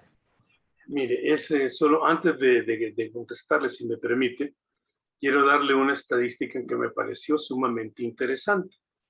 Siempre nos dicen que el Bitcoin es sumamente eficiente. Y vea lo que nos dice esto. Las transacciones en Bitcoin son notariamente ineficientes. Y dice ineficiente porque el tamaño del bloque tiene un tope en términos de su tamaño, los megabytes. Y el proceso de descubrimiento de los bloques toma aproximadamente 10 minutos por bloque. Solo se pueden realizar 7 transacciones por segundo. Visa ejecuta un promedio de 1.700 transacciones por segundo. Y tranquilamente podría manejar más de 65,000 mensajes de transacciones por segundo. Entonces, vemos que es decir, el algoritmo, todos los algoritmos de Bitcoin, por naturaleza, no son eficientes, son cálculos, ¿no? Entonces, la conclusión nos dice el Bitcoin es simplemente, este es es el primer reporte de una comisión del Congreso de los Estados Unidos. Nos dice, el Bitcoin es simplemente demasiado ineficiente como para alguna vez convertirse en un medio efectivo de pago. Ahora veamos eso que usted me preguntaba de los 21 millones de Bitcoin, ¿no? Esto nos trae a... Hay una pregunta que se nos viene, que es si nosotros tenemos la capacidad de utilizar geotermia para generar bitcoins, ¿no? Perfecto. Entonces, entremos a eso. Yo le digo, sí, en El Salvador, con una inversión enorme, ¿no? Enorme, a un costo social tremendo, porque nuestra cobertura en términos de la energía eléctrica en nuestra población es relativamente pobre, ¿no? Entonces, sí, también podemos ir a la luna, ¿no? Los salvadoreños, pero el costo es absolutamente... Ahora vea, esto es curioso, porque si el gobierno salvadoreño va a hacer las inversiones de las cuales se han hablado, es decir, expandir la geotermia en todas las plantas que ya tenemos y las que están proyectadas, ¿no? Entonces, la tierra aquí en El Salvador sí hay, pero la inversión es enorme. Y no solo eso, la capacitación, la educación, el personal que necesitamos para echar a andar un proyecto de esa envergadura. Entonces, aquí viene y dice uno, pero, ¿y como inversión? Como inversión de los salvadoreños, no es el gobierno, sino que somos todos nosotros, ¿no? Como inversión nuestra, es una inversión que hace sentido. Y aquí es donde viene ese punto de los 21 millones. Porque usted tiene razón. Bitcoin es una moneda deflacionaria. Es como el oro. Es decir, solo hay tanto oro, solo hay tantos bitcoins. Y fue diseñada así, para hacerla una moneda deflacionaria, ¿no? Cuyo parte de su valor, está en que ya no va a haber más. Como ya no va a haber más, entonces es así como, por ejemplo, alguien decía, ¿por qué bienes y raíces? ¿Por qué es importante comprar un terreno? Entonces alguien dijo, porque ya no están fabricando más tierra. Entonces quiere decir que va a apreciar simplemente por su escasez, ¿no? Pero entonces vea que hoy día ya hemos minado 19 millones de los 21 millones. Quiere decir que el 90% del valor final del Bitcoin ya se minó, ya estuvo. Entonces nosotros los salvadoreños vamos a venir a invertir, ¿no?, en el 10% que queda. Y ahora cada vez la minería es mucho más difícil. No sé decir, yo comienzo a minar bitcoins hoy y ya no es como al principio. Hoy el algoritmo me toma mucho más tiempo. Quiere decir que consume mucho más energía, es más caro y tal vez me salga un bitcoin, ¿no? Entonces, y aquí viene lo importante. Quiere decir que todos los mineros en el futuro, ¿no?, y esto tiene que ser así, ya las ganancias no van a estar en generar bitcoins, sino que van a estar en su principal fuente de ingreso va a ser el cobro de comisiones. Es correcto. Sí. Y hay mucho que hablar de esto, porque realmente entonces, ok, existe el chance para poder hacer todo el tema de la energía geotérmica, para poder utilizarlo a un gran costo social, a un gran costo e inversiones dentro de El Salvador. Entonces, cuando estamos hablando de minería, no solo únicamente estamos hablando de la capacidad computacional, del conocimiento, del ancho de banda, de la penetración de Internet, estamos hablando de una situación que es también ambiental y que es estructural a los países, ¿verdad? Y que tiene que ver con lo que hablábamos previamente en cuanto a las medidas que han adoptado países internacionalmente en cuanto al uso del tema de la minería, ¿verdad? Para ponernos en contexto, para crear un par de bitcoins, se necesita la energía aproximada de lo que consume un hogar promedio durante 2 años. Para hacer contexto de lo que, muy fácil, de lo que significa la minería. Ahora bien, esto también nos lleva a la pregunta, ok, la geotermia puede ser utilizada, necesita inversión y todo esto, pero estamos hablando que para que el reglamento sea publicado y podamos tomar acciones en El Salvador con respecto a esto, faltan 60 días prácticamente, ¿verdad? En 60 días se estaría preparados para poder empezar a hacer transacciones de minado, ¿verdad? Bajo la perspectiva que estamos viendo. Eso sería... Ahí podría opinar sobre esa parte, justamente era lo que estaba pensando, Claudia, y les quiero compartir hechos para que evaluemos en función si eso va en la dirección correcta. ¿En qué sentido? Aquí en El Salvador existe el Consejo Nacional de Energía.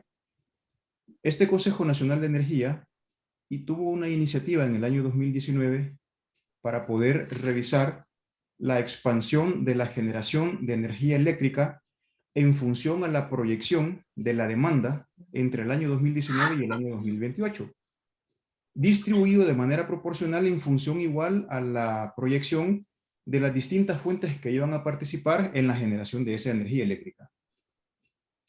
Ahí vemos la eólica, que recientemente empezó a funcionar.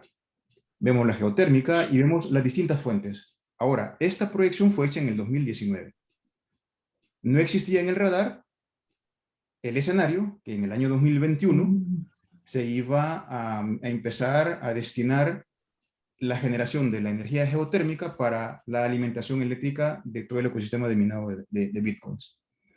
Entonces, indistintamente de eso, cuando se ve en el 2019 la proyección, la energía geotérmica pasa de un 19.17 aproximadamente a un 19.28 de participación del total de la generación de energía eléctrica entre todas las fuentes. Hay un incremento bien pequeño proyectado en la generación de esa energía. Entonces, si vemos esos hechos y ahora viene un proyecto de este tipo, eventualmente, por ejemplo, los responsables que hacen ese tipo de proyecciones, a mí se me ocurre, entre otras cosas, que si estuviera en esos zapatos, pues quizá ahora que está entrando la energía eólica, parte de los usos que estaban destinados para que se usara la energía geotérmica y que ahora esa se va a usar para la generación de Bitcoin, a lo mejor hay que referirla a otra fuente, o la eólica o cualquier otra fuente. O a lo mejor, y también se puede generar más energía geotérmica, lo desconozco, habría que ver cuáles son los estudios que se tienen en función a ese recurso natural. Entonces, en función a esto, digamos que esa proyección de la ampliación de la generación de la energía eléctrica existe. Ahora, ¿a qué costo se va a enfrentar para minar esos Bitcoin? Es el punto de discusión, que es el que tendríamos que revisar, justamente como lo dice el doctor Romero, costo-beneficio. Es decir, nos falta poco por minar, ¿a qué costo lo vamos a hacer? Y ya viene un tema de perspectiva de negocio con responsabilidad social en función a los beneficios que eso va a generar.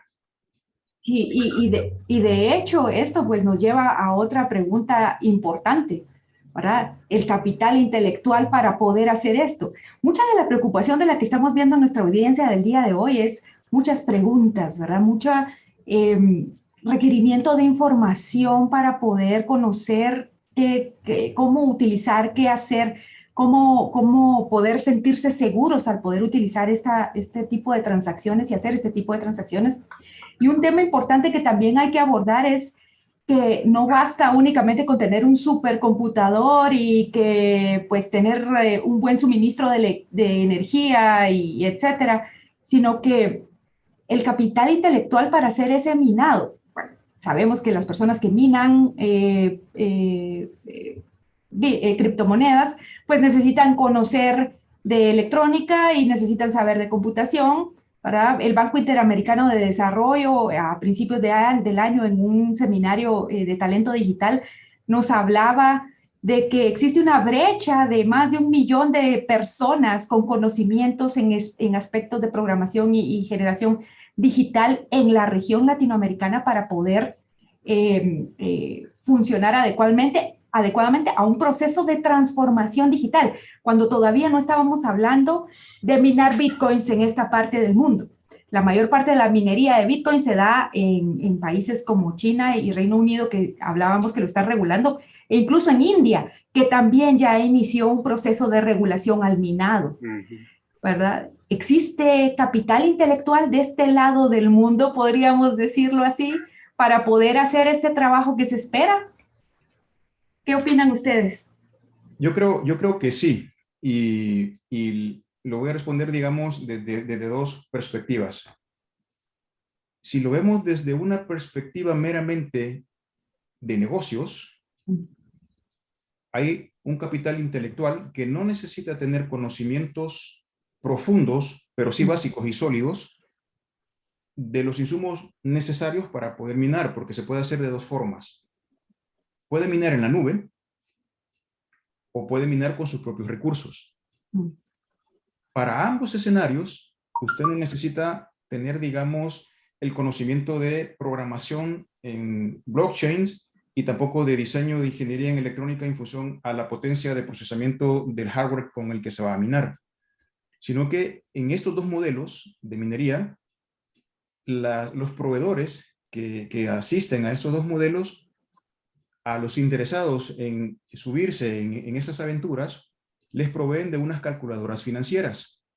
En esas calculadoras financieras, lo que prima, digamos, el cálculo va en función a la potencia que usted va a rentar en la nube o que usted va a montar en su casa con sus propios recursos, a la potencia de procesamiento. Y esa potencia de procesamiento tiene una relación directamente proporcional con el tiempo en el que se va a demorar ese procesamiento, porque entre más rápido sea, tiene más probabilidades de poder minar un bloque y entonces tener su recompensa para ganar un Bitcoin. A partir de ahí, entonces, desde la perspectiva de negocio, se agrega una variable de complejidad adicional porque estas calculadoras financieras van en función a una estimación, porque ya vimos durante el transcurso de este conversatorio que el Bitcoin tiene un valor fluctuante en el tiempo, de manera que esa recompensa no necesariamente va a ser fija, va a variar y no se sabe en qué niveles va a estar, pero mete una complejidad adicional y es que la demanda de equipo informático para minar se ha incrementado y lo que ocurre normalmente en los mercados en función a la relación de oferta y demanda es que cuando la demanda crece, los productos escasean y cuando el producto se escasea, los precios crecen y cuando el precio crece, hablando de tecnología, los costos se van a incrementar.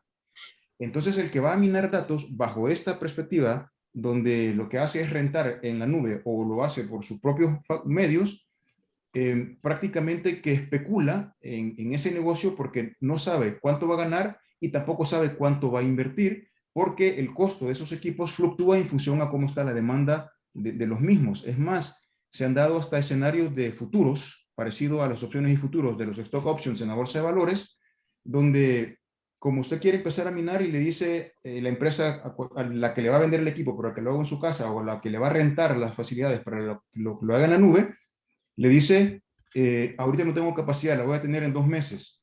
Te puedo vender al precio presente para que cuando dentro de 2 meses el software en la nube o el hardware esté fabricado, puedas mantener ese precio. El punto es que ese precio en el futuro pudo bajar o pudo incrementarse, como pasa con el valor del Bitcoin. Entonces, esas calculadoras financieras son muy interesantes para aventurarse a ese tipo de negocios. Ahora, existe también el otro capital intelectual y es el que se va a encargar de diseñar ese tipo de soluciones, tanto en la nube o de diseñar y fabricar todo el hardware de potencia de procesamiento para hacerlo de manera en la casa con las propias facilidades. Yo he seguido 16 empresas que han abierto operaciones entre el año 2020 y este año, donde están requiriendo capital intelectual para desarrollar en blockchain, por ejemplo. Y están consiguiendo ese capital en la región, ese capital intelectual. Entonces, eventualmente, ese capital podría existir, pero en menor abundancia de lo que podría existir en el primer escenario de cualquiera con conocimientos básicos pero sólidos de tecnología, en la perspectiva de negocio, minar en la nube o minar por sus propias facilidades, porque lo llevan de la mano este tipo de empresas que se encargan de hacerlo. Entonces, por ese lado, creo que existe suficiente capital intelectual y del otro lado, existe, pero poco. Hay un gap importante para poder enfrentar la demanda de ese tipo de diseño, y no se diga fabricarlo, porque ya fabricarlo necesita la industria para que lo produzca, para que lo tangibilice, y eso pues estamos incipientes en la región por ahora.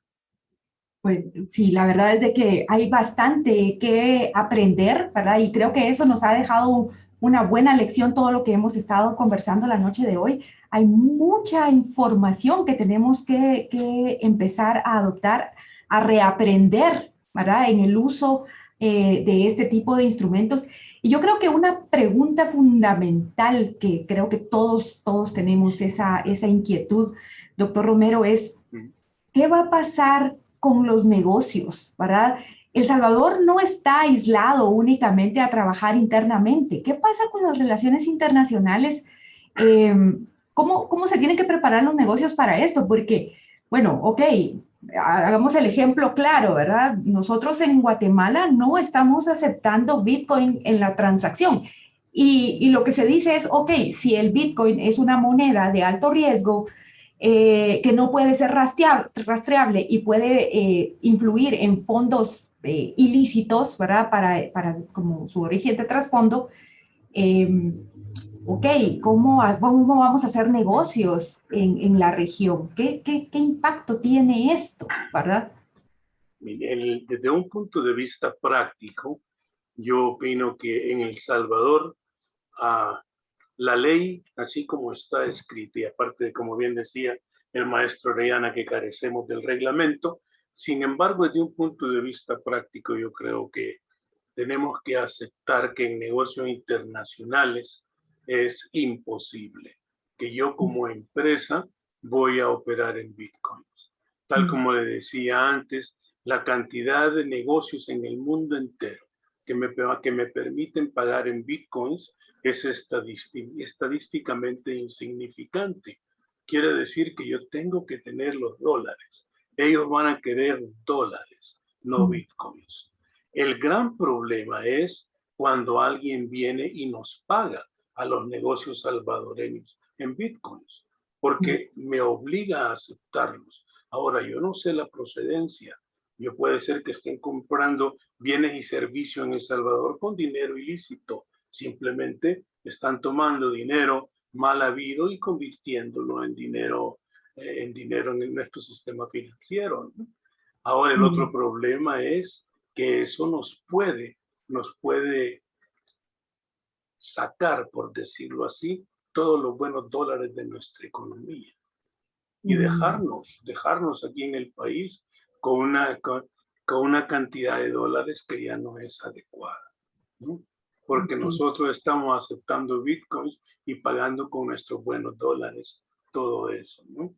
Ahora, es importante también reconocer que todos nuestros negocios, la última encuesta que vi, el 97.6% de todas las empresas salvadoreñas rechazan el Bitcoin como moneda de curso legal. Es decir, estamos hablando de prácticamente nadie, ¿no? Y ya no digamos, como le dije, en el ámbito internacional. El gran problema, y le repito que yo vea, es que esta obligatoriedad nos pone a las empresas salvadoreñas a tener que gestionar el Bitcoin, porque como es moneda oficial, la tengo que gestionar y preocuparme de los aspectos inflacionarios y deflacionarios, ¿no? Y así con la volatilidad que ha tenido este año, entonces nos pone como que estuviéramos con el bolívar venezolano. ¿Sí? Es correcto. Y ese es un problema serio, porque yo tengo que gestionar eso. Si no, el intercambio de divisas a una empresa que no gestiona esa situación, la puede llevar a la quiebra, ¿no? Por supuesto. Y eso es algo sumamente serio, ¿no? Entonces, vea, los contratos, ¿no? Si me obligan entonces a comprar contratos en Bitcoin, eso me pone en una situación muy, pero muy precaria. Yo tengo que utilizar una cantidad de instrumentos financieros que generalmente no es que no estén al alcance, pero nuestras industrias no son lo suficientemente maduras como para manejarlos. Por ejemplo, instrumentos a futuro. Sí, es correcto. Y esa es la preocupación que creo que se observa, ¿verdad? Vemos dentro de la audiencia que hablan de temas de paraísos fiscales, de lavado de dinero, de temas ilícitos, y realmente pues esa inquietud que existe en el ambiente es preocupante. Creo que los ojos del resto de la región están puestos en qué va a pasar con esta iniciativa, porque no es secreto, ¿verdad? Que a raíz de esta situación pues muchas cosas han sucedido. Vemos entonces, ¿verdad? Que para el resto de la región, ¿verdad? No hay, esta decisión que se está tomando en uno de los países de Centroamérica no solo afecta al país como tal, nos afecta a todos como región. ¿Por qué? Claro. Porque puede servir de ejemplo. Después de que estas iniciativas se dieron, de hecho, desde que inició el año, hemos visto movimientos importantes con temas de criptomonedas. De hecho, países que tienen fuertes utilizaciones de recursos naturales, por ejemplo, como Paraguay, perdón, en este momento también dijeron que pueden estar a favor de utilizar criptomonedas. De hecho, hace algunos días en México también estaban platicando y ya conversando acerca del uso de este tipo de situaciones. Pero en todos los países las preocupaciones son las mismas, como bien nos lo dice el doctor Romero, ¿verdad? Es esta falta de transparencia, de claridad en las transacciones y sobre todo, ¿verdad? En los aspectos de volatilidad. Si yo compro o yo acepto Bitcoin en este momento y en este momento cuesta 34,500 dólares por un Bitcoin, pero mañana vale 32, ese diferencial, ¿cómo lo repongo? ¿Cómo lo administro? Y esa es la principal preocupación de las entidades alrededor de todo lo que, de todos los que tenemos negocios vinculantes a estos países, ¿verdad? Claro. Entonces, básicamente hemos recorrido toda esta área específica de qué es una criptomoneda, cómo se usa en una billetera. Todos podemos acceder a una billetera digital. Hemos hablado por qué se adopta esta criptomoneda, cuáles son sus ventajas, sus desventajas, qué podríamos esperar en cuanto a los negocios específicamente. Y es algo que realmente pues, nos impacta a todos y que como conclusiones, ¿verdad? Vamos llegando a la parte de las conclusiones finales. Como países latinoamericanos, hablando de este tema, tenemos que evaluar las posibilidades, tenemos que educarnos, tenemos que conocer, tenemos que analizar las ventajas y desventajas desde nuestro punto de vista, desde lo que nosotros esperamos con esas transacciones. Obviamente, en El Salvador existe una obligatoriedad de momento, porque no sabemos qué va a pasar cuando se publique el reglamento. Y si bien es cierto, aunque de una forma abrupta, la adopción del Bitcoin como moneda de curso legal es sorpresiva, abrió diálogos al futuro del dinero y a esa libertad financiera que podría existir. ¿Qué podríamos concluir en este caso, Roberto, en relación a los temas que hemos conversado? Evidentemente que estamos frente a una revolución donde la existencia de estos ecosistemas, entre ellos se atacan y se defienden. Por ahora son los que hemos comentado, pero no significa que puedan resurgir más. Y que en función a eso, como comunidad académica, debemos, en mi opinión, de seguir un autoaprendizaje, un aprendizaje autodirigido y no esperar a que encontremos las respuestas por alguien más, sino que seamos capaces nosotros de hacer las investigaciones de rigor necesarias y en función a eso contrastemos entre nuestro criterio propio y lo que está ocurriendo y en función a eso nos preparemos en la toma de decisiones que hagamos tanto como personas naturales, como emprendedores y como profesionales contratados en las empresas a las cuales representamos. Para de esa forma, con criterio propio, bien fundamentado en el conocimiento, más allá de tendencias e ideologías y de opinática, podamos entonces estar cimentados en el conocimiento que nos va a permitir tomar las decisiones liberadoras oportunas en función a lo que hayamos investigado. Ok. Doctor Romero, conclusiones que podríamos generar de lo que hemos conversado y de las preguntas, de las cientos de preguntas que vemos el día de hoy. Claro. Yo le voy a decir, desde un punto de vista, digamos, macro, yo no le cerraría las puertas, no le cerraría las puertas a este concepto de las criptomonedas y los criptoactivos, ¿no? En términos de criptoactivos, yo creo que fui muy claro, y que a todos los apreciables colegas que nos escuchan, mi recomendación personal es, si usted tiene unos 1,000, 2,000, 5,000, 10,000 dólares, que no sabe qué hacer con ellos, entonces yo le diría, inviértalos, ¿no? Inviértalos ¿a dónde? En criptoactivos. Porque si usted ve el rendimiento financiero de los criptoactivos durante los últimos 5 años, no ha habido mejor inversión. Entonces, no hay que cerrarle las puertas a eso, como le digo, ¿no? Siempre duele perder dinero, pero si usted tiene un poco de dinero, investigue. Ahí bien dice el maestro Orellana, edúquese, ¿no? Educación y prudencia, eso es sumamente importante.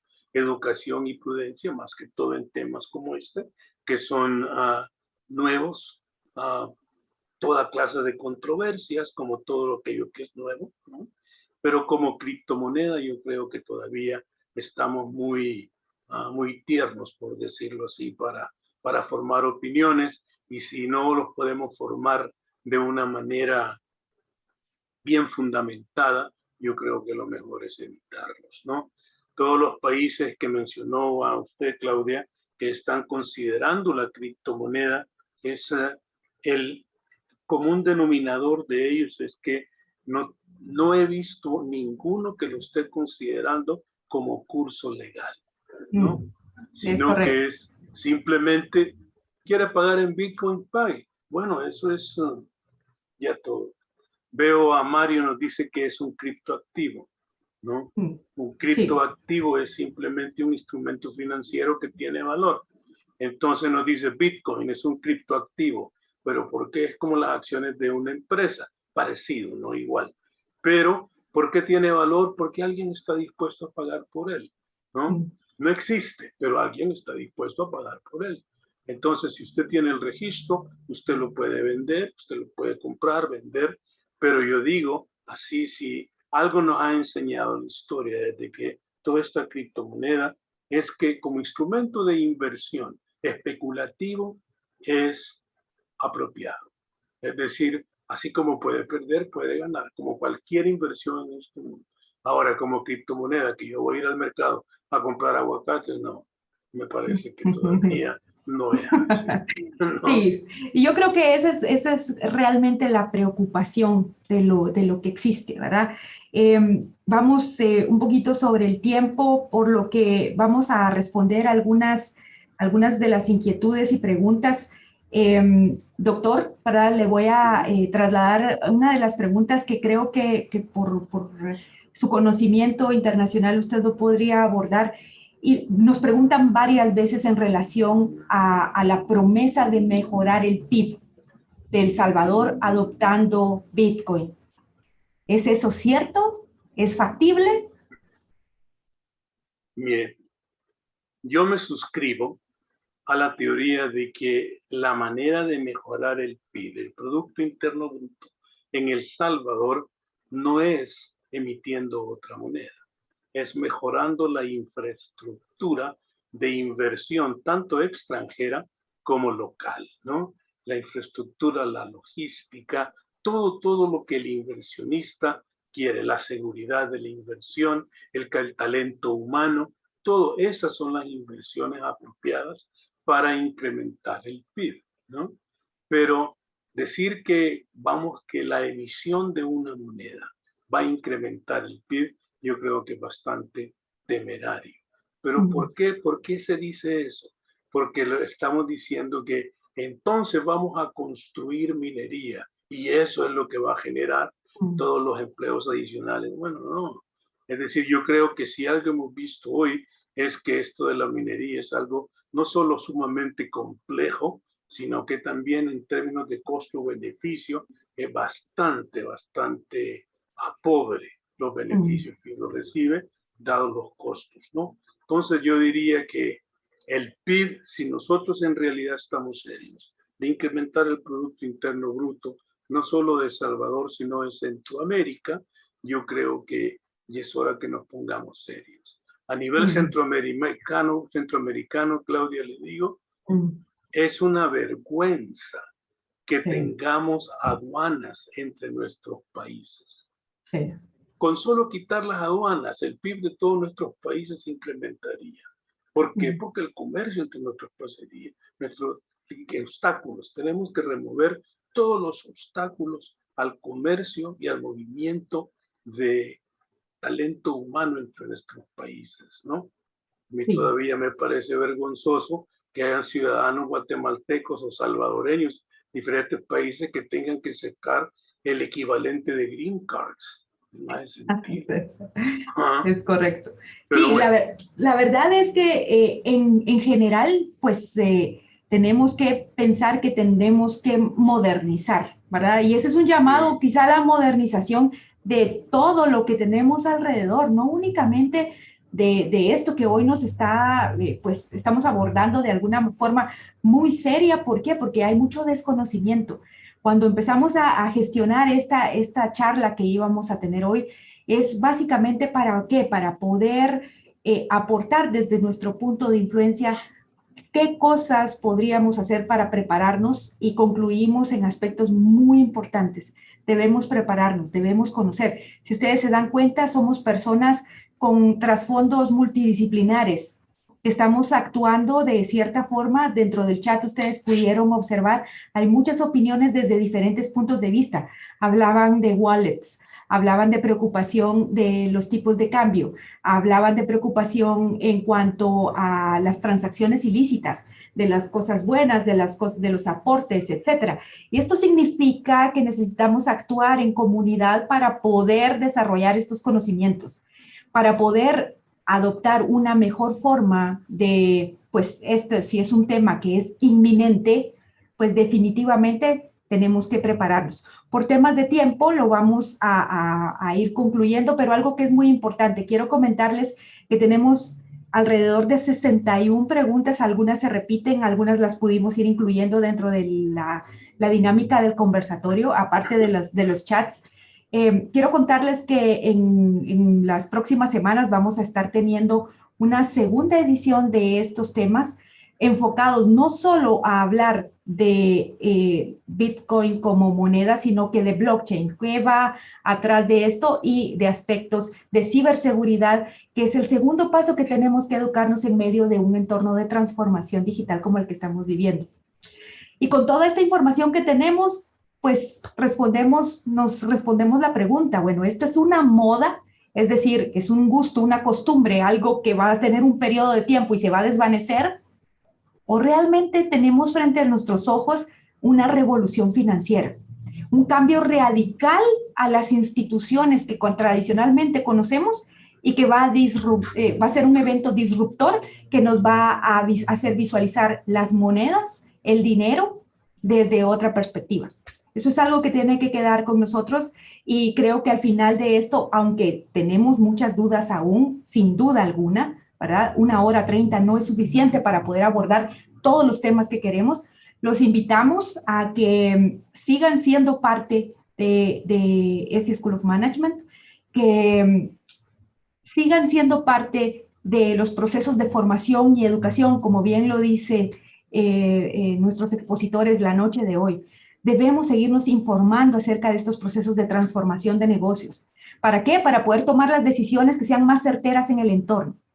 Así que desde nuestra perspectiva, esperamos con los expositores de hoy y mi persona particularmente, poder haber contribuido, ¿verdad?, con nuestro granito de arena a qué pasa dentro de las adopciones que existen en relación a las criptomonedas, y en este caso a Bitcoin.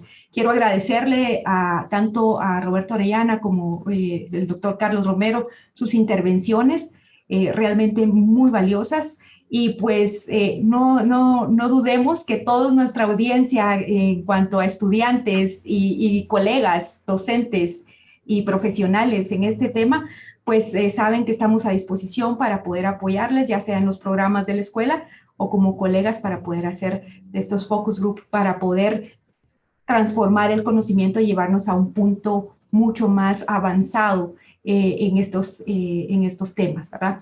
Muchas gracias, doctor Romero, muchas gracias, Roberto Orellana, por su presencia. Realmente enriquecedor todo el conocimiento. Agradecemos a todos los participantes, ¿verdad?, de todas las regiones de Centroamérica y algunos otros países de Latinoamérica. Muchísimas gracias por su participación. Vamos a brindarles a ustedes el ebook que mencionamos al inicio, ¿verdad?, a todos aquellos que nos acompañaron hasta el final de este evento. Muy agradecidos con su audiencia y los esperamos en las próximas presentaciones que tendremos. Así que muchísimas gracias y buenas noches a todos. Gracias, doctor Romero. Gracias, Roberto. Para Gracias, servirle, Claudia. muchas gracias. Para Felicidades a servirles. todos. Buenas noches. Hasta luego. Muy buenas noches.